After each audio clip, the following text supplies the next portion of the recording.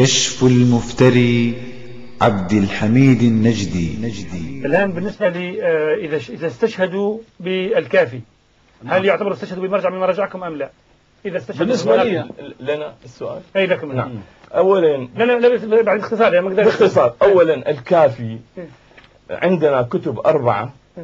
هذه الكتب 4 من الكتب تعتبر يعني المهمة والأقدم الكتب لدى الشيعة. يعتبر كتاب الكافي من أقدمها. نعم.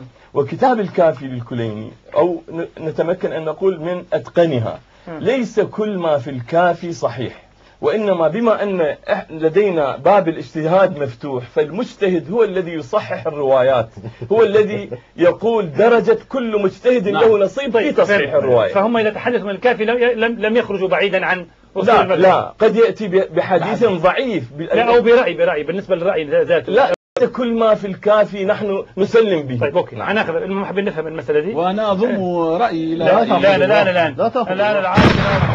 لابد أن نعلم يعني بالنسبة لهذه الكتب. طبعا أنا قوله عبد الحسين شرف الدين عندي مقدم على قول المناظرين بلا شك. طيب هذا مرجع كبير عندهم، وليس هذا كلام عبد الحسين شرف الدين وحده.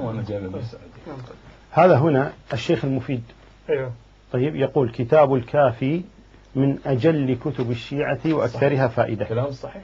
ويقول الشهيد الأول محمد بن مكي الكافي الذي لم يعمل للإمامية مثله.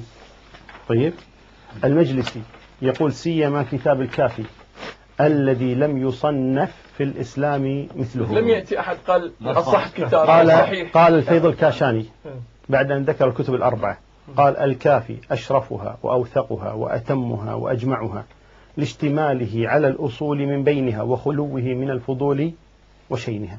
القمي عباس القمي لا تقاطع. هو يقول عباس القمي يقول ألف الكافي الذي هو أجل الكتب الإسلامية وأعظم المصنفات الإمامية الذي لم يعمل مثله. صحيح. الاسترابادي يقول وقد سمعنا من مشايخنا وعلمائنا أنه لم يصنف في الإسلام كتاب يوازيه أو يدانيه.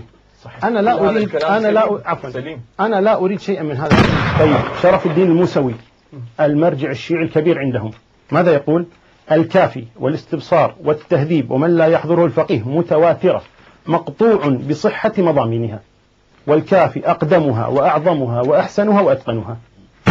ويقول هذا محمد صادق الصدر يقول والذي يجدر بالمطالعة أن يقف عليه هو أن الشيعة وإن كانت مجمعة على اعتبار الكتب 4 وقائلة بصحة كل ما فيها.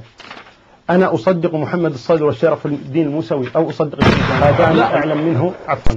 لا تقاطعني. هذان أعلم منه في مذهب الشيعة عفوا قاطعوني أخذوا من نقطي. طيب وهذا الطبرسي يقول الكافي بين الكتب 4 كالشمس بين النجوم، وإذا تأمل المنصف استغنى عن ملاحظة حال آحاد رجال السند المودع فيه وتورثه الوثوقة ويحصل له الاطمئنان بصدورها وثبوتها وصحتها. بل إن الكليني مؤلف الكافي ذكر أن الكافي صحيح كله عنده، وأقوالهم كثيرة موجودة. طيب خلاص عندي انتهى وقتك الآن. أنا أريد فقط أعزائي